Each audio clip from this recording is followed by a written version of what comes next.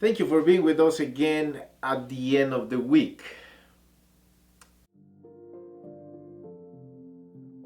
The third step in the process of becoming a disciple of Jesus has to do with following Him.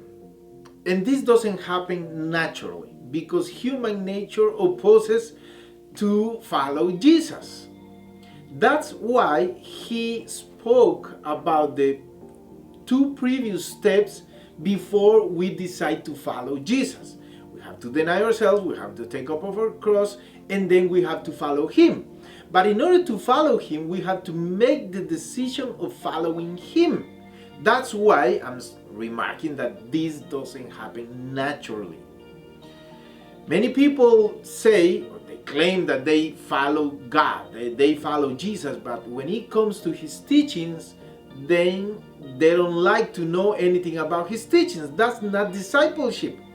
Because the word disciple comes from the same word that is translated as student or pupil. So a student is the person who learns from his master, from his teacher. He admires his teacher. He follows the steps of his teacher or his mentor. So the student wants to imitate his teacher. That's how, or that's to what the disciples were called to. They were called to follow their master. They were called to imitate their master in the compassion he showed for the people, in the firmness of character he showed when he had to defend the Father, to share the same teachings as the master. So a disciple is the one who learns from the teacher and does exactly the same.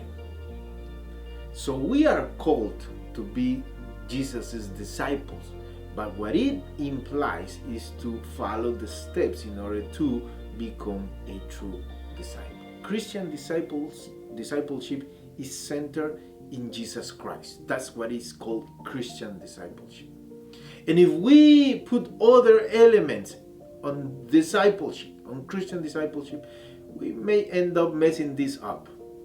So that's why we need to follow the teachings of Jesus about discipleship. Today is a great day to decide to follow Him and become a true disciple of Him. See you tomorrow.